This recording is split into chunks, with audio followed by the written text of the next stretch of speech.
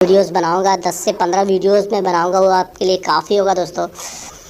तो आप टेंशन ना लें, मैं सारे चीज़ आपको एक एक करके सारे वीडियोस सारे टॉपिक्स पे वीडियोस में आपको देता रहूँगा हर बार। चलिए दोस्तों, वीडियो को स्टार्ट करते हैं। स्टे के बारे में, स्टे क्या होता है, कहाँ पे यूज़ करते हैं, ये दिख रहा होगा, ये फिगर में आपको दिख रहा होगा, इसे बोलते हैं स्टे बोलते हैं दोस्तों।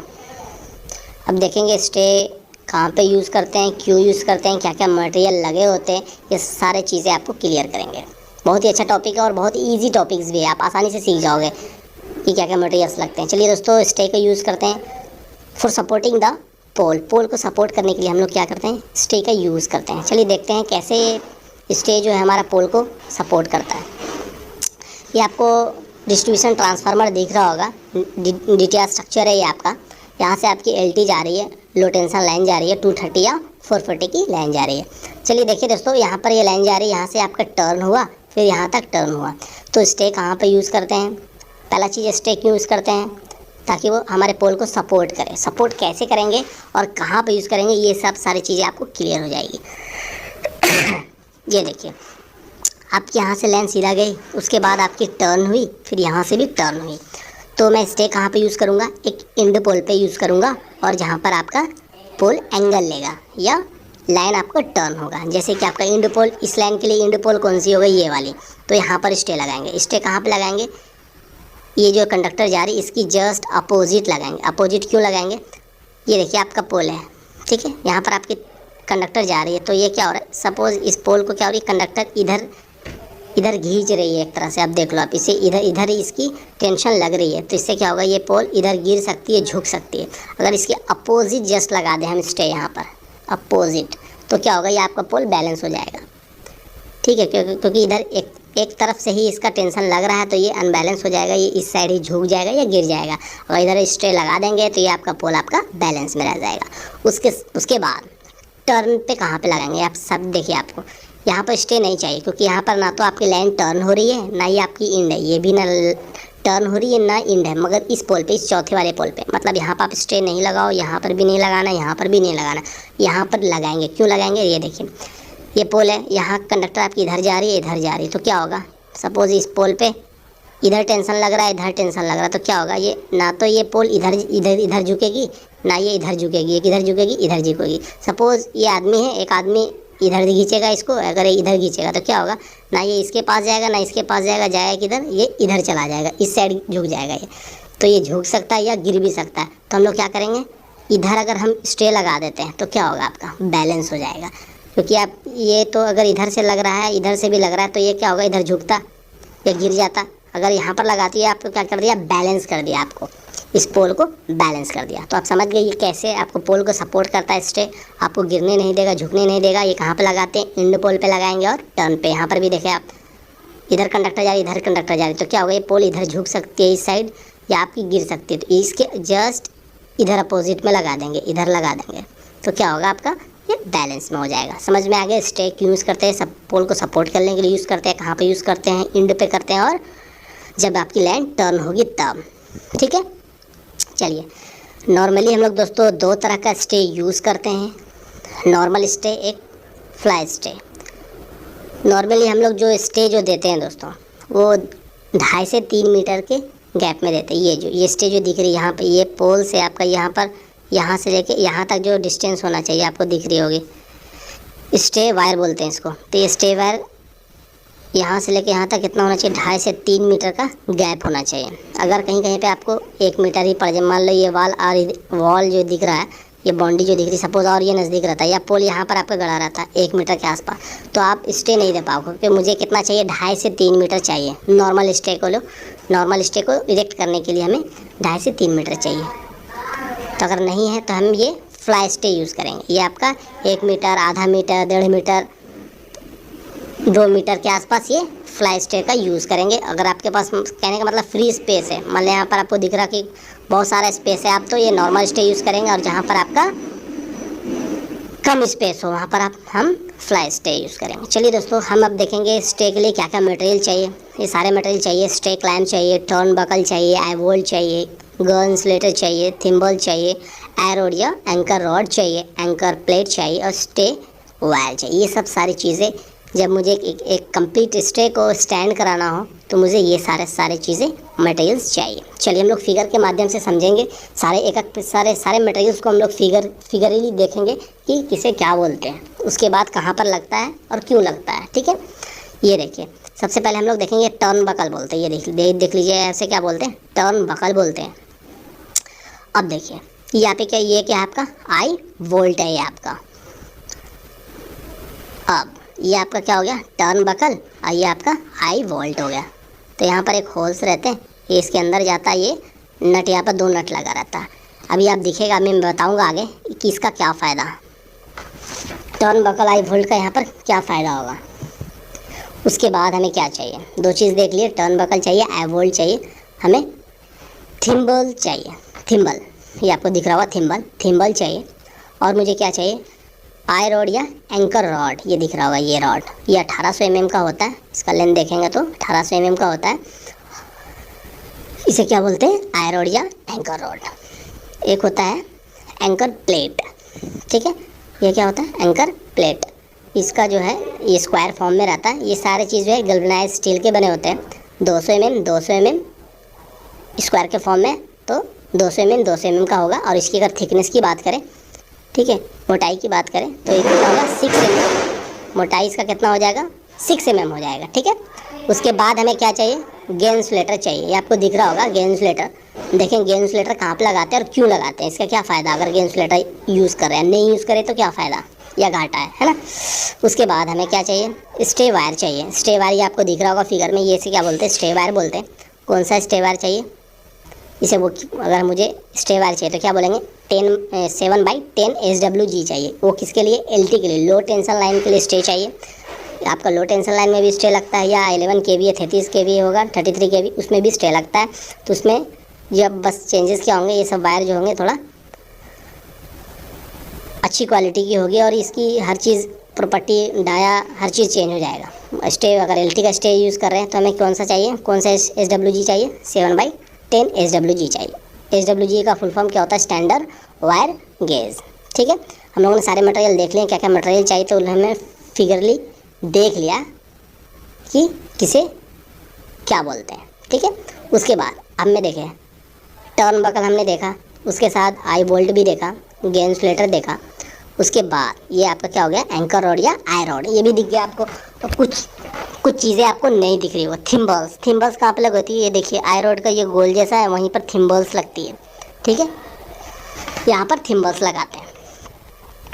चलिए, मैं एक चीज़ मैं अपने वीडियो में बताया था कि 8 मीटर पोल को कैसे इरेक्ट करते हैं। अगर आपने नहीं देखा है तो आप देख सकते हैं कि 8 मीटर पोल को कैसे इरेक्ट करते हैं। और आप 8 मीटर 9 मीटर पोल्स के बारे में डिटेल्स पढ़ सकते हैं। मैंने डाला है 8 मीटर 9 मीटर स्पेसिफिकेशन, उस पर भी जाके आप डीपली देख सकते हो। 8 मीटर 9 मीटर PSC पोल्स के बारे में अच्छे से बताया हूँ। चलिए, ये देखिए, सपोज अभी आपका 8 मीटर पोल है, तो हम लोग इरेक्ट कितना करते थे, 1.5 मीटर करते थे। अगर वीडियो नहीं देखी उसमें आपको समझ में आ जाएगा 1.5 मीटर करते हैं, या 1.5 मीटर क्यों करते हैं आपको समझ में आ जाएगा। तो 1.5 मीटर इरेक्ट करते हैं। 9 मीटर में अगर 1.5 मीटर घटा दो आप, तो ये यहाँ से लेके यहाँ तक कितना बचा, ग्राउंड लेवल से टॉप तक 6.5 मीटर, मतलब 6500 mm। उसके बाद ये आपकी इसे क्या बोलते हैं, हॉरिजॉन्टल चैनल बोलते हैं, जिसपे कि आपका इंसुलेटर लगा होते हैं। ये 3 फेस की लाइन मान लो सपोज जाएगी, और यहाँ पे एक न्यूट्रल हो गया। ठीक है, तो ये जो हॉरिजॉन्टल चैनल लगाते हैं वो पोल के टॉप से 100 mm छोड़ के हम लोग हॉरिजॉन्टल चैनल लगाते हैं। ठीक है, तो आप उसके चैनल के जस्ट नीचे क्या लगाते हैं, स्टे क्लैंप लगाते हैं। चैनल के नीचे जस्ट स्टे क्लैंप लगाते हैं। ठीक है, तो आपका स्टे क्लैंप से लेके ग्राउंड लेवल के बीच में कितना डिस्टेंस हो गया आपका, ये 6500 टॉप से लेके ग्राउंड लेवल तक था। उसमें से मैंने 100 mm नीचे थोड़ा छोड़ देते हैं हम लोग हॉरिजॉन्टल चैनल लगाने के लिए। ठीक है, तो आपका बचा मान लो 6400 mm अप्रॉक्स आपका बच गया। अब यहाँ पर हमारा क्या लगा रहता है, turnbuckle with high rod. ठीक है, उसके बाद ये आपका गेन इंसुलेटर हो गया, ये आपका आई रॉड हो गया। ठीक है, अब जो हम लोग स्टे वायर जो लेंगे, एंगल कितना होना चाहिए, 3 से 45 डिग्री का के बीच में एंगल होना चाहिए। ये देखिए, ये पोल से लेके जो आपका स्टे वायर है वहाँ के बीच का एंगल कितना होना चाहिए, 30 डिग्री से 45 डिग्री तक का एंगल हम लोग लेते हैं। ठीक है, उसके बाद ये आपका गेन इंसुलेटर आपको फिगर में दिख रहा होगा। गेन इंसुलेटर कहाँ पे, ये देखिए गेन इंसुलेटर। ठीक है, उसके बाद ये देखिए आई रॉड दिख रहा है, ये आई रॉड हो गया, ये आपका आई रॉड हो गया। ठीक है, उसके बाद अब समझने वाली क्या बात है, हम लोग जो मैंने बताया था कि स्टे वायर जो हम लोग लेंगे, जो आई रोड जहाँ पर इरेक्ट होगा वहाँ पर डिस्टेंस कितना होना चाहिए, 2.5 मीटर से लेके 3 मीटर तक हम लोग अप्रोक्सीमेट लेते हैं। ठीक है, एक अच्छा स्टे इरेक्ट करने के लिए 2.5 मीटर से लेके 3 मीटर तक। ठीक है, ये आपका नॉर्मल स्टे है, तो सपोज मैंने 2.5 मीटर का लिया। ठीक है, इस सेक्शन पर भी समझेंगे, ये अच्छा सेक्शन है आई रोड, यहाँ पर कितना गड्ढा करना है, क्या क्या मटेरियल लगेगा, ये सेक्शन को हम लोग अच्छे से देखेंगे। उसके बाद ये आपका स्टे वायर है, यहाँ पर हम लोग क्या करते हैं, थ्रेडिंग करते हैं। थ्रेडिंग कितना करते हैं, 250 mm। थ्रेडिंग क्या होता है, कुछ नहीं होता, ये स्टे वायर जो होता है इसको यहाँ पर हम लोग क्या करते हैं, ये जो आपका आई रोड पे यहाँ पर गोल गोल, देखिए आपको दिखा दो थ्रेडिंग किसको बोलते हैं। ये देखो आपका जो आई रोड है, ये एंकर रोड है, यहाँ पर आपका स्टे वायर आया, उसके बाद ये जो गोल दिख रहा है वहाँ पर, उसके अंदर से गया, उसके बाद यहाँ पर थ्रेडिंग करते हैं, मतलब उसका जो आपका स्टे वायर उसको वाइंड गोल गोल घुमा देते हैं, उसको टाइट करने के लिए, फिक्स करने के लिए, तो उसी को बोलते हैं थ्रेडिंग। तो ये थ्रेडिंग कितना होना चाहिए, 250 mm थ्रेडिंग होनी चाहिए। ठीक है, उसके बाद आपका जो गैन इंसुलेटर है वहाँ से अगर ग्राउंड लेवल के बीच की अगर हाइट देखें तो कितना होना चाहिए, 3050 mm का। ठीक है, इतना चीज़ आप समझ गए। उसके बाद अब हम लोग नीचे से देखेंगे कैसे करते हैं। सबसे पहले हम लोग यहाँ से स्टार्ट करेंगे कि आई रोड के साथ क्या क्या मटेरियल लगता है, इसके लिए कितना गड्ढा करेंगे, क्या क्या मटेरियल डालेंगे, ये चीज़ें देखेंगे आई रोड के लिए। तो आई रोड के लिए हम लोग क्या करेंगे, सबसे पहले हम लोग डेप्थ जो रखें गड्ढा का वो 1500 mm डेप्थ रखना है, और लंबाई और चौड़ाई गड्ढे का। ठीक है, लंबाई और चौड़ाई 500 mm और डेप्थ कितना होना चाहिए, 1500 mm। ठीक है, उसके बाद हम लोगों ने इतना गड्ढा कर दिया। उसके बाद ये हमारा आई रोड या एंकर रोड है, या आपका एंकर प्लेट है, इसको यहाँ पर अंदर घुसा देंगे। उसके बाद ये आपका नट है, ये आपका वाशर है, यहाँ पे इसको टाइट कर देंगे। टाइट करने के बाद जो हम लोगों ने गड्ढा किया है ये वाला 1500 mm डेप्थ और 500 mm लंबाई चौड़ाई, उसे क्या करेंगे, ये जो हम लोगों ने गड्ढा किया था 1500 mm और 500 mm का लंबाई चौड़ाई, उस पर ये आई रोड रख देंगे। ये देखिए, ये आपका एंकर प्लेट है, ये आपका आई रोड है। ठीक है, उसके बाद अगर सपोज़ यहाँ पर आपका पोल है, ठीक है, एंड पोल है, लाइन इधर से जा रही है, इधर से आ रही है, ये एंड पोल है, तो हमें स्टे इधर लगाना है, तो हमें ये आई रोड जो है ऐसे रखना है। सपोज़ पोल इधर है, हमें स्टे इधर लगाना है, इस साइड स्टे लगाना है। पोल अगर इधर है तो इस आई रोड को ऐसे रखेंगे, पोल इधर है तो ऐसे रखेंगे। मतलब अगर ये आई रोड जिस कभी जो कंडीशन में रखा है, मतलब स्टे आपका ऐसे जाने वाला है, मतलब पोल आपका यहाँ पर है। ठीक है, उसके बाद आई रोड कितने का, लंबाई इसका कितना होता है, 1600 mm का होता है। ठीक है, उसके बाद हम लोगों ने 1500 mm गड्ढा किया, इसे डाल दिया।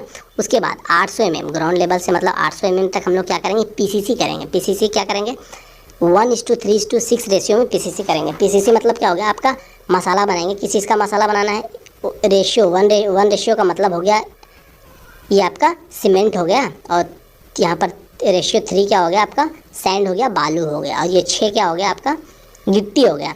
मतलब इस रेशियो में 1:3:6 रेशियो में हमें पीसीसी मसाला बनाना है, उसको कंक्रीट करना है। ठीक है, तो सपोज़ मैं 1 बोरा, कहने का मतलब 1 बोरा सीमेंट चाहिए, 3 बोरा आपका बालू और 6 बोरा आपका गिट्टी चाहिए।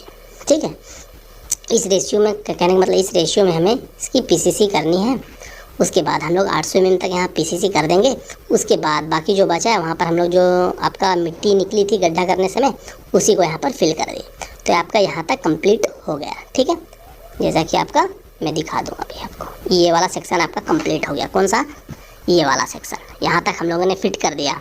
आई रोड आपका कंप्लीट यहाँ पर फिल कर दिया मिट्टी, तो आपको ऐसा दिख रहा है। ठीक है, उसके बाद क्या करेंगे, उसके बाद हम लोग स्टेक लैंप यहाँ पर लगाएंगे। स्टेक लैंप दिख रहा होगा आपको, चलिए मैं अच्छे से दिखा दूँ फिगर में जूम करके, ताकि आपको अच्छे से दिखे। ये देखिए, ये आपका स्टेक लैंप है। स्टेक लैंप इधर लगाएं, उसके बाद नट है, नट इस छेद पे, होल्स पे यहाँ पर दिए, और ये आपका टर्न बकल, ये इसका जो नट है, नट बोल्ट, इसी के बीच में इसे अंदर घुसा देते हैं और यहाँ पर नट कस देते हैं, तो टर्न बकल यहाँ पर आपका हैंग हो गया। ठीक है, उसके बाद ये आपका आई रोड है। उसके बाद यहाँ से लेके अब हम लोग, ये सेक्शन आपका हो गया, ये सेक्शन हो गया आपका बचा क्या, यहाँ से स्टे वायर और गेन इंसुलेटर के बीच का। उसके बाद क्या करेंगे, हम लोग वायर ले लिए, स्टे वायर, उसके बाद गेन इंसुलेटर ले लिए। अब इस गेन इंसुलेटर में क्या होता है, ये देखिए 4 होल्स होते हैं लगभग आपके, एक इधर, एक इधर, एक इधर, एक इधर। तो क्या होगा, ऊपर वाला जहाँ पर टर्न बकल होता है वहाँ से स्टे वायर आएगा और इस होल्स में गया, उस होल से निकल के फिर यहाँ पर इसकी गोल गोल घुमा देते हैं, वाइंड कर देते, टाइट कर देते हैं इसे, ठीक है। उस समय फिर अभी इसके जस्ट अपोजिट नीचे वाला इधर से घुसा के इधर ले आते हैं। उसके बाद यहाँ पर भी इसे उसी वायर से, स्टे वायर से इसे टाइट कर देते हैं, गोल गोल घुमा देते हैं, ठीक है। इससे कि आपका ये टाइट हो जाएगा। टाइट हो गया, उसके बाद यहाँ तक आपका, यहाँ से यहाँ टाइट कर दिए, उसके बाद यहाँ पर फिट हो गया। अब मान लो सपोज़ ये आपका स्टे वायर लूज पड़ गया, ढीला पड़ गया, तब हम इसे टाइट कैसे करेंगे देखिए बताते हैं। टाइट करने का तरीका क्या है। सपोज़ आपका स्टे लूज़ हो गया तो ये आपका नट जो देख रहे हैं इसे ही कसना पड़ता है। ऊपर में पोल के ऊपर चढ़ जाइए और रिंच लेके इस नट को कसिएगा तो आपका स्टे वायर जो है, ये रॉड क्या होगा, धीरे धीरे ऊपर जाएगा। ऊपर जाएगा तो धीरे धीरे आपका वायर क्या होगा, टाइट होता चला जाएगा। यहाँ पर दिखा रहा हूँ आपको। सपोज़ ये आपका वायर थोड़ा लूज़ हो गया, अपना जो वर्कर था वो चढ़ा और यहाँ पर ये आपका जो नट जो था रॉड वाला उसे कस देना है। कसना तो ये धीरे धीरे वायर रॉड ऊपर चढ़ेगा तो ये वायर भी ऊपर चढ़ेगा, आपका ये फिट हो जाएगा, टाइट हो जाएगा, ठीक है दोस्तों। उम्मीद है दोस्तों आपको समझ में आएगा। यहाँ पर देखिए मैं एक चीज़ और बता दूँ, हाँ ये मैं बताने वाला था कि आपको गेन इंसुलेटर क्यों यूज़ करते हैं, ठीक है। सपोज़ मैं गेन इंसुलेटर यूज़ नहीं करता हूँ, डायरेक्ट ये स्टे वायर ही यूज़ करता हूँ, तो क्या होगा, कभी कभी मान लें यहाँ पर आपका ये 11,000 की एक DP खड़ी है, ड्यूल पोल, या 11,000 की। सपोज़ इस चैनल पे अगर करंट किसी तरीके से करंट अगर आपका इंसुलेटर फेल होकर इस चैनल पे आ गया आपका, तो चैनल के पास ही आपका क्या लगा है दोस्तों, स्टे क्लैंप लगा है, स्टे क्लैंप लगा है। चलिए मैं जूम करके दिखाता हूँ आपको। ये सपोज़ अगर आपका यहाँ पर इंसुलेटर इसका फेल हो गया, इस पर करंट लीक कर गया आपका, यहाँ भी लीक किया, तो ये आपका क्या होगा, अगर ये इंसुलेटर नहीं रहेगा तो डायरेक्ट ये आपका कहाँ पे आ जाएगा, रॉड पे आ जाएगा। अगर कोई इसे छू देगा तो करंट लग सकता है, मगर अगर ये रहेगा आपका गेन इंसुलेटर तो क्या होगा, करंट अगर लीक भी होगा तो ये यहीं तक रह जाएगा, ये नीचे नहीं आएगा। अगर कोई छुएगा भी तो नहीं होगा। कभी कभी देखते हो कि कोई स्टे रॉड को भी छूता है तो करंट आ जाता है। इट मीन्स या तो आपका ये गेन इंसुलेटर भी फेल हो गया होगा, पंचर हो गया होगा, तो इसके वजह से हो सकता है लीक होके आ जाए। कभी कभी ऐसा केस मिलता है। और यहाँ पर थिम्बल्स लगाते हैं। थिम्बल्स को मैं फिर से दिखा दूँ, थिम्बल मैंने बताया था, ये देखिए थिम्बल्स, ये थिम्बल्स कहाँ पे लगती है, थिम्बल्स ये देखिए इस पे लगती है, मैं बता रहा हूँ। ये रॉड हो गई, यहाँ तक तो आपका चला जाता है, यहाँ पर थिम्बल्स, इसको बीच में ऐसे घुसा देते हैं। थिम्बल्स जो घुस जाता है तो यहीं पर से इस थिम्बल्स पे ही स्टे वायर जो है आपका यहीं पर से क्रॉस कराते हैं। अब इसको क्रॉस कराने से क्या फ़ायदा है, चलिए ये देखें स्टे वायर, यहाँ पर आपका थिम्बर लगाते हैं। ये आपका स्टे वायर यहाँ से गया, थिम्बल से क्रॉस करा, यहाँ पर घाट बना हुआ है, देखिए आपको दिखा हुआ घाट बना हुआ है, ये देखिए घाट टाइप का बना हुआ है। यहीं पर इसे गोल वाले जो स्टे रॉड आता है गोल वाले, वहीं पर इसको घुसा देते हैं। उसके बाद ये आपका स्टे वायर यहीं पर से जाता है बाहर से, यहाँ से स्टे, तो ये क्या होगा, मूव नहीं करेगा। इसमें घाट बना है तो वो फिक्स रहेगा, तो वो मूव नहीं करेगा, तो स्टे वायर लूज़ नहीं होता है। इससे ये फ़ायदा क्या होता है, स्टे वायर आपका लूज़ नहीं रहेगा, क्योंकि ये गोल गोल राउंड जैसा है, तो हो सकता है ये इधर इधर आगे पीछे हो जाए, तो आपका ये मूव करेगा तो स्टे वायर हो सकता है लूज़ हो जाएगा। तो ये थिम्बल्स रहने से क्या होता है, फिक्स रहता है, एक जगह टाइट रहता है। और क्या होता है, और रस्टिंग जंग खाने से भी बचाता है ये स्टे वायर को जंग खाने से भी बचाता है थिम्बल्स आपका। और ये आपको मूव करने नहीं देता, स्लाइड नहीं होता इधर उधर, तो ये फिट रहता है। तो दोस्तों उम्मीद है मेरा वीडियो आपको समझ में आएगा, अच्छे समझ में आएगा। स्टे वायर क्यों यूज़ करते हैं, आपके पोल को सपोर्ट करने के लिए स्टे यूज़ करते हैं। कहाँ पर यूज़ करते हैं, इंड पोल पे यूज़ करते हैं। और यहाँ पर लाइन टर्न होती है, कैसे यूज़ करते हैं आपको समझ में आ गया। मैंने बताया था दोस्तों कि मैं पावर सब स्टेशन पे वीडियो बनाऊँगा, 10 से 15 वीडियोज़ बनाऊँ।